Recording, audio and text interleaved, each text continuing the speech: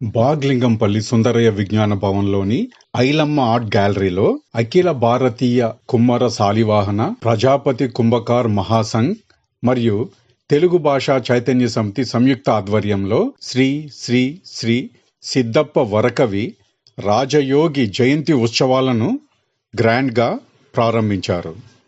ఈ కార్యక్రమంలో ముఖ్య అతిథిగా శ్రీ డాక్టర్ ఎన్ బాలాచారి, తెలంగాణ సాహిత్య అకాడమీ కార్యదర్శి మరియు విశిష్ట అతిథులుగా శ్రీ బైస దేవదాసు, శ్రీ రామకృష్ణ చంద్రమౌళి, శ్రీ కటకం నరసింగరావు, శ్రీ బడేసాబ్, శ్రీమతి డాక్టర్ రాధా కుసుమ, శ్రీ రాజగోపాల్ నాయుడు, శ్రీ మంగళంపల్లి శ్రీహరి పాల్గొన్నారు. ఈ కార్యక్రమంలో ఏర్పాటు చేసిన కవి సమ్మేళనంలో పాల్గొన్న కవులకు శ్రీ చిట్టిమల్ల అశోక్ కుమార్ ప్రజాపతి మరియు శ్రీ సిలివేరు శంకర్ ప్రజాపతి చేతుల మీదుగా కవులకు సర్టిఫికెట్లను అందజేశారు. ఈరోజు శ్రీ శ్రీ శ్రీ వరకవి సిద్ధప్ప గారి 121వ జయంతి సందర్భంగా ఇక్కడ ఒక కవి సమ్మేళనం, అదేవిధంగా వారి యొక్క గొప్పతనాన్ని మరి శ్లాఘిస్తూ ఇక్కడ ఉన్నటువంటి పెద్దలందరూ కూడా మరి మాట్లాడడం జరిగింది. సో వారు తెలంగాణ యొక్క తొలి సహజ కవి, అదేవిధంగా వారు తత్వకవి గారు కూడా. సో అటువంటి గొప్ప వ్యక్తిని మనం స్మరించుకోవడం చాలా అవసరం. అంతేకాకుండా వారి యొక్క ఆలోచనల్ని, వారి యొక్క రచనలన్నీ కూడా ప్రజల్లోకి తీసుకెళ్ళాలి. వారిని ఒక కులపరమైనటువంటి కవిగానే కాకుండా మరి సమస్త సమాజానికి వారి యొక్క రచనల్ని, వారి యొక్క కావ్యాలను అందరూ కూడా పరిచయం చేయాలి. వారి యొక్క గొప్పతనాన్ని శ్లాఘించాలి. వారు చెప్పినటువంటి మంచి విషయాలు ఏవైతే ఉన్నాయో మన తత్వానికి సంబంధించి, మన జీవితంలో మరి తత్వానికి ఉన్నటువంటి ఇంపార్టెన్స్ ఏదైతే ఉంటుందో దాన్ని అందరూ కూడా అర్థం చేసుకునే విధంగా ఆ రచనను ముందుకు తీసుకెళ్లాలని ఈ సందర్భంగా సభలో ఉన్న వాళ్ళందరూ కూడా కోరారు. మరి ఆ ప్రకారంగా మేము నడుచుకుంటాము. మా సాహిత్య అకాడమీ కూడా వారి రచనల్ని పబ్లిష్ చేయడానికి చొరవ తీసుకుంటామని ఈ సందర్భంగా తెలియజేస్తున్నాం. సార్, సర్టిఫికేట్స్ ఎంతమందికి ఇస్తున్నారు? ఈరోజు కార్యక్రమానికి ఒక 45 మందికి పైగా కవులని ఆహ్వానించడం జరిగింది. మా ఆహ్వానాన్ని మన్నించి ఇక్కడికి అందరు కవులు ఇచ్చేయడం జరిగింది. ప్రతి సంవత్సరం లాగానే చేస్తున్నటువంటి కవి సమ్మేళనము మరియు సన్మానం, అదేవిధంగా ఈ యొక్క సాహితీవేత్తకు తగిన గౌరవం ఇంకా సమాజంలో లభించాలి అనేటువంటి ఉద్దేశంతో, అదేవిధంగా ఈ సాహితీకారుడి తత్వకవి యొక్క చరిత్ర ఇంకా వెలుగులోకి రావాలి అనేటువంటి ఉద్దేశంతో ఈ యొక్క జయంతి ఉత్సవాలని ప్రతి సంవత్సరం కూడా మా అఖిల భారతీయ కుమ్మర శాలివాహన ప్రజాపతి కుంభకార్ మహాసంఘ్ మరియు తెలుగు భాషా చైతన్య సమితి ఈ రెండు సంయుక్త ఆధ్వర్యంలో నిర్వహించడం జరుగుతూ ఉంది.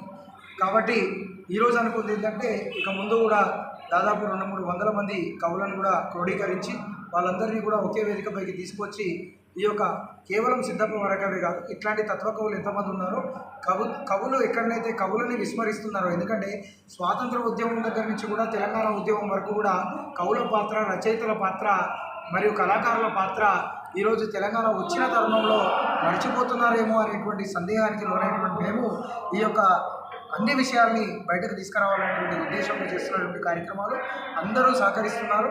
ఇక ముందు కూడా అందరూ సహకరిస్తామనేటువంటి ఆశాభావాన్ని వ్యక్తం చేసి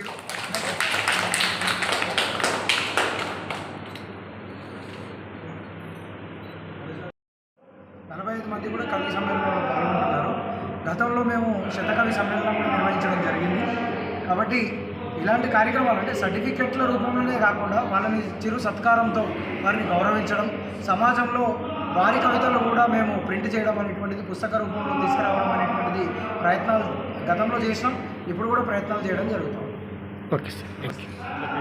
ఈరోజు ప్రఖ్యాతిగాంచిన కవి, సామాజిక హితుడు, సమాజాన్ని చైతన్యపరిచిన వ్యక్తి గౌరవనీయులు స్వర్గీయ శ్రీ సిద్ధప్ప వరకవి గారి యొక్క జయంతి. ఆయన 1903 జూలై 9న జన్మించి మార్చి 84లో ఆయన మరణించడం జరిగింది. ఆయన రచనల ద్వారా సమాజానికి ఎంతో మేలు చేశారు.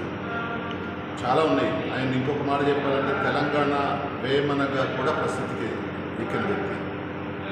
సమాజంలో ఉన్న రుగ్మతలు, అంటరానితనం, అలాగే పేదవాళ్ళని ధనికులు పెడుతున్న హింసలు, వీటన్నిటిని పూర్తిగా ఖండిస్తూ, ఇంకా ఒకే ఒక మాట చెప్పాలంటే సమాజ చైతన్యం కోసం ఆ రోజుల్లోనే పోరాటం చేసిన ఒక మహాయోధుడుగా కూడా వారిని మనం వర్ణించవచ్చు.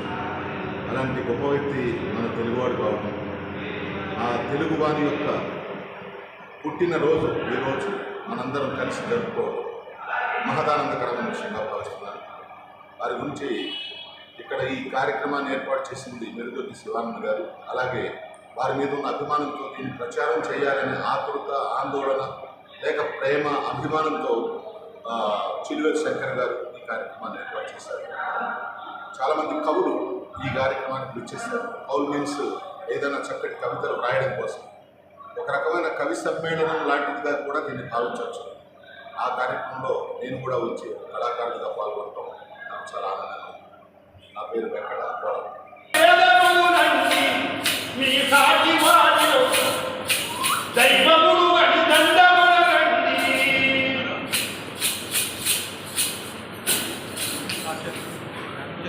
తనువులందున అందటను పరమాత్ముడుండగా మట్టి కుండ వంటి తనువును అద్దెకంపగనుండు ఆత్మకు మమాత్మ సర్వభూతాత్మ ఈశావాస్యమిదం సర్వం వేదములని మోదముందండి అవేద దర్శనమనేది జ్ఞానము ఆచరించండి. బయలునందున తనువులున్నవి తనువులందున బయలు నేనని ఇల్లు బండము ఇడుపు బండము విశ్వమే